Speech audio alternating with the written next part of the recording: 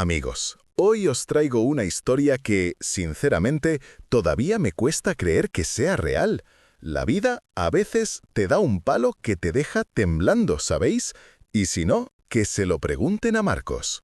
Era la época más cruda del invierno madrileño.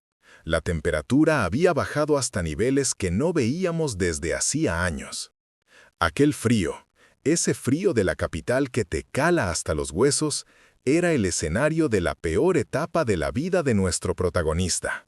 Marcos, con apenas 25 años, no llevaba ni un mes durmiendo a la intemperie. El abandono no fue solo físico, fue una puñalada de decepción tras perder su trabajo en la hostelería por un ERE, y para colmo, la ruptura con su novia, que le dejó sin sitio al que volver. Encontró refugio, si es que se le puede llamar así, bajo un puente cerca del Parque del Retiro. Su hogar era un conjunto patético de cartones apilados, atados con una cuerda deshilachada que encontró en la basura. Joder, qué frío. Es que no siento los dedos de los pies, tío. Sus manos, rojas y agrietadas, intentaban en vano encender un cigarrillo a medio liar. El mechero, casi sin gas, ofrecía solo una chispa débil, insuficiente contra el aire helado que se colaba por todas partes. Venga, por favor. Solo un poquito de calor. Ni para esto sirvo ya. El olor era una mezcla constante de humedad, nicotina rancia y ese hedor agrio que solo la desesperación y la falta de higiene prolongada pueden generar. Marcos no recordaba la última vez que había comido algo caliente que no fuera un caldo de sobre recalentado con el café de algún container. Se acurrucó más profundamente en el saco de dormir roto que había rescatado de un punto limpio. Sus ojos, antes llenos de la chispa de un chaval madrileño con ganas de comerse el mundo, ahora reflejaban solo una resignación cansada. Aquella noche en particular era especialmente dura. Las sirenas de la policía a lo lejos, el constante murmullo de los coches en la M30 y el goteo persistente de una tubería rota eran la banda sonora de su miseria. ¿Cómo he llegado hasta aquí, joder? Si solo hace 6 meses estaba tan bien. Con mis cañas, mi curro, mis colegas. Ahora solo soy un bulto en la sombra. Un estorbo. De repente, un sonido diferente rompió la monotonía. Unos pasos lentos y decididos. No eran los pasos apresurados de un transeúnte, ni el arrastrar de un borracho. Eran pasos de cuero caro, que resonaban con una autoridad silenciosa. Marcos se tensó, preparándose para el habitual escarnio o el desprecio silencioso.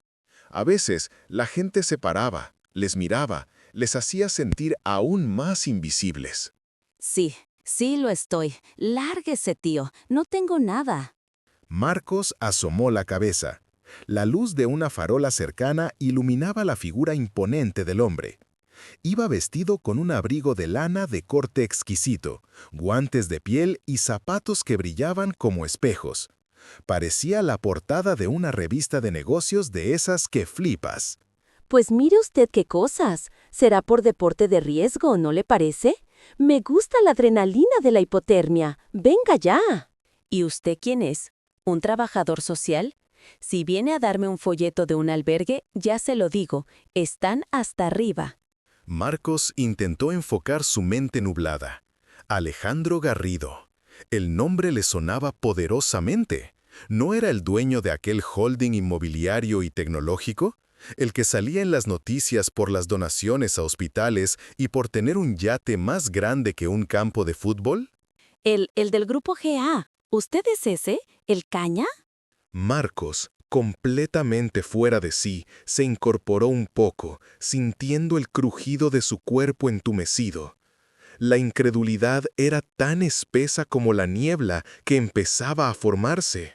Un multimillonario dando un paseo a las 4 de la madrugada, bajo un puente, en la zona más cutre de la ciudad. Venga ya, tío. Esto es una broma. ¿Cómo sabe mi nombre? Marcos se sintió desnudo. No solo había sido visto, sino analizado. ¿Y qué? ¿Viene a sermonearme sobre cómo la gente debería levantarse y ser productiva? Ya me sé ese discurso. Alejandro Garrido se sentó lentamente en el bordillo de cemento, sin importarle la suciedad o la humedad, como si estuviera tomando café en el Ritz. Un gesto que le chocó muchísimo a Marcos. Pues qué bien por usted. ¿Y yo? ¿Un trabajo? ¿Usted? ¿A mí? ¿De qué? ¿De probador de cartones? ¿De experto en reciclaje? Venga, no me vacile. Pero si yo no tengo ni el bachillerato terminado, tío, y un asistente personal, ¿yo qué sé de eso?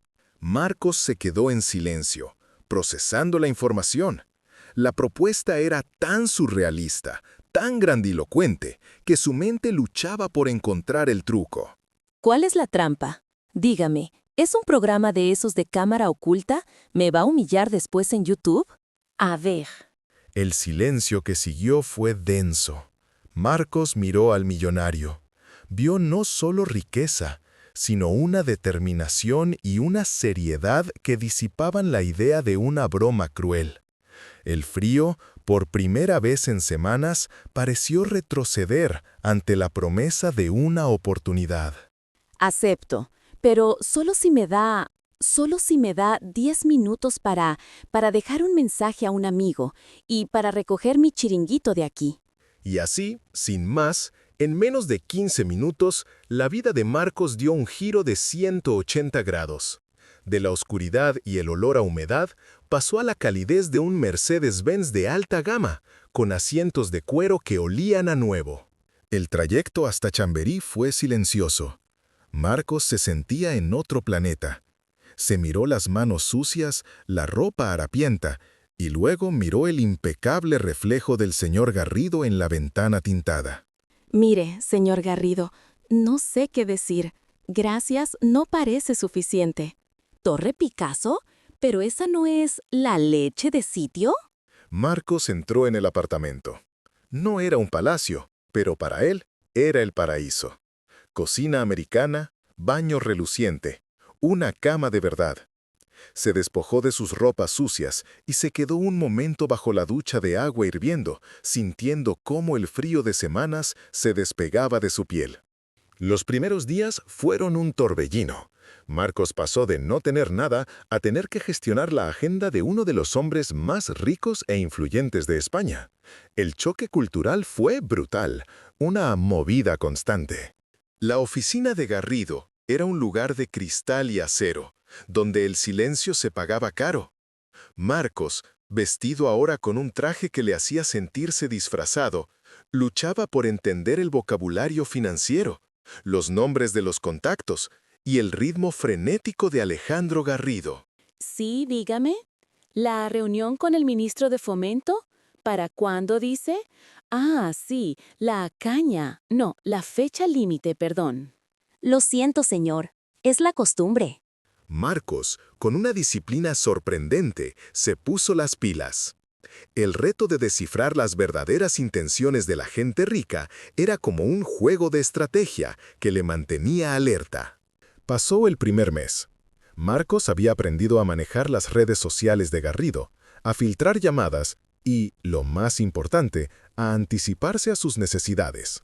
Un día, mientras preparaba una carpeta para un viaje de negocios a Palma, Marcos se atrevió a preguntar sobre aquel proyecto social que el señor Garrido había mencionado bajo el puente. Señor, he estado pensando. ¿Podemos hablar de aquel proyecto que me comentó? El social. ¿Yo? ¿Por qué? ¡Madre mía! ¡Qué pasada! Es que es genial, señor. Yo puedo ayudar ahí, señor. Yo sé lo que esa gente necesita. No son solo paredes. Es sentirse parte de algo. Es respeto. Yo lo entiendo. Es la caña de proyecto, de verdad. Marcos sintió un escalofrío. ¿Lo había hecho mal? ¿Había metido la pata con lo de la caña otra vez? ¿No? ¿Me va a despedir? 2 años después, Marcos ya no era el joven tembloroso y desconfiado. El traje le quedaba como un guante, su voz era segura y sus ideas eran respetadas en los círculos empresariales y sociales. El puente ya no era un sueño, era una realidad palpable en 3 ciudades españolas, un ejemplo de cómo la iniciativa privada podía cambiar vidas. Marcos estaba en su propio despacho, no tan grande como el de Garrido, pero con unas vistas espectaculares del skyline de Madrid. Tenía una llamada en espera de un empresario de Barcelona que quería replicar el modelo. Entró Alejandro Garrido, ahora más relajado, con un aire de mentor satisfecho. Va viento en popa, señor Garrido. Me flipa la energía que le están poniendo. Lo he llamado Operación Sagrada Familia. ¿Entonces? Adelante. Siempre he creído que había algo más que un simple paseo. ¿En serio? No sé qué decir. Entendido, señor. No usaré la palabra caña. Pero mola un montón, ¿a que sí? Y así es, amigos. La historia de Marcos es la prueba de que, a veces, un simple gesto inesperado, una mano tendida en el momento justo, puede ser la llave que abre la puerta no solo a la riqueza material, sino a la más importante, la riqueza de la segunda oportunidad. Una historia flipante, ¿eh? ¡A tope! La conversación entre Marcos y el señor Garrido no terminó ahí. Aquella revelación sobre el librero de Valencia actuó como un catalizador, profundizando aún más la conexión entre ellos y la visión de su proyecto. Marcos, ahora director de proyectos de El Puente, sentía una responsabilidad inmensa, no solo con su benefactor, sino con todos aquellos que, como él, esperaban una señal. Sigo pensando en ese librero, señor. ¿Cómo se llamaba? ¿Y qué le impulsó a ayudarle? Un mozo de almacén es un trabajo muy físico. No era un gestor de proyectos como yo ahora. Marcos tomó asiento frente a su ordenador, abriendo un documento de planificación estratégica, un documento que se había convertido en su Biblia. El proyecto El Puente era un entramado complejo de arquitectura social, financiación privada y coordinación gubernamental. El verdadero problema ahora es la réplica en Bilbao, señor. Están poniendo muchísimas pegas con el tema de la propiedad del suelo. El ayuntamiento es muy reticente a ceder el espacio debajo del viaducto de Deusto. Hemos propuesto un centro de formación especializado en Industria 4.0, algo que atraiga a empresas vascas. Pero insisten en que la inversión es demasiado alta y que el retorno social es incierto. Juanjo era uno de los primeros beneficiarios del proyecto en Madrid. Había pasado de vivir en la calle a ser un soldador certificado, trabajando en una gran empresa de estructuras metálicas. Su historia era el testimonio vivo de El Puente. Ya hemos enviado el testimonio de Juanjo, señor. Es la pera. Lo hemos puesto en video con música épica y todo. El toque YouTube, ¿sabe? La planificación de esta visita se convirtió en un subproyecto en sí mismo. Marcos pasó días enteros coordinando vuelos, hoteles, menús y, sobre todo, preparando a los estudiantes para que hablaran con honestidad, sin guiones preestablecidos. La visita se llevó a cabo con una precisión militar. El centro de formación, bajo un antiguo viaducto rehabilitado, era ahora un espacio luminoso y moderno. Olía a madera nueva, a metal recién cortado y, lo que era más importante, a esperanza. Todo esto es impresionante, Alejandro. Pero seamos francos, ¿cuánto de esto es solo fachada para la prensa? El alcalde, un hombre de negocios rancio, con un traje hecho a medida, se acercó a Roberto. Roberto, un joven de 30 años, llevaba un casco de soldador y la cara manchada de hollín. Buenos días, señor alcalde. Buenos días. Dígame, Roberto, ¿usted es de Madrid? Sí, señor. Y hace 7 meses dormía en la acera de la calle Atocha. Vaya. ¿Y ahora qué? Ahora me estoy formando como soldador TIG. Me quedan 2 meses para certificarme. Ya tengo una oferta de trabajo de una empresa de calderería. Lo que he aprendido aquí no es solo a soldar, es a tener 1 hora para levantarme, un sitio donde ducharme y, lo más importante, una respuesta a la pregunta ¿quién eres? Antes era el de la calle. Ahora soy un profesional y estoy a tope con mi futuro. Es un cambio flipante, créame. Marcos observó desde lejos cómo el rostro del alcalde se suavizaba. La frialdad de los números se disolvía ante la verdad brutal y honesta de una vida recuperada. El efecto Juanjo amplificado por la realidad. La clave es que vean que esto no es caridad, es inversión. Y funciona. Es un pelotazo social. ¿Lo es? No esperaba esto, sinceramente. Creí que sería más una operación de imagen, ¿sabe? Esa misma tarde, Marcos y el señor Garrido se reunieron en un restaurante para celebrar la preaprobación del proyecto en Bilbao. Por don Ernesto. Y por la oportunidad, señor. Se lo dije, esto es la caña.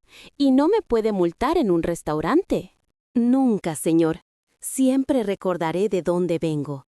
Y sobre todo, a dónde no quiero volver. El frío es un gran maestro, ¿sabe? Te enseña el valor de las cosas que la gente da por sentadas. Una manta, una ducha, un café caliente. ¿Mentoría? ¿En qué consiste? ¡Qué idea más cojonuda! Es como cerrar el círculo, la prueba viviente de que la transformación es posible. En los meses siguientes, Marcos se sumergió en la creación del programa de mentoría, al que llamó De Puente a Puente. Se convirtió en su pasión, su manera de pagar la deuda, no económica, sino moral, que sentía con el señor Garrido y con don Ernesto. Un año después, Marcos estaba en el aeropuerto de Barajas. Iba a Ginebra para dar una ponencia sobre el modelo de El Puente en una conferencia internacional de desarrollo social. Una vida que hace 4 años era ciencia ficción. Antes de embarcar, recibió una llamada de Alejandro Garrido. Sí, señor. Puerta K45. Y por cierto, he revisado el informe final para la ponencia. No he usado la palabra caña ni una sola vez. ¿Sí? ¿Qué pasa, señor? ¿Hay algo más sobre don Ernesto? Ah, eso. Fue solo una nota. Se la dejé a Elena. Sí, era una camarera de un bar de por aquí, en el barrio. Ella era la única persona que, de vez en cuando, me dejaba la raspa del café con leche o me daba un bocadillo que le sobraba sin que yo se lo pidiera. Era mi pequeña luz en la oscuridad. Le dejé un billete de 50 euros que usted me había dado y un mensaje muy simple. Elena, gracias por el café. Algún día te lo pagaré con creces. No olvides que la gente buena existe. Marcos. Alejandro Garrido guardó silencio al otro lado de la línea durante lo que pareció una eternidad. Nunca lo haré, señor, porque en el fondo mi historia no es la de un millonario que salva a un pobre. Es la de 2 personas que se salvan mutuamente. Usted me dio una oportunidad y yo le recordé la razón por la que luchaba don Ernesto. ¡Buena idea! ¡Hecho! Adiós, señor, y gracias por todo. Mar,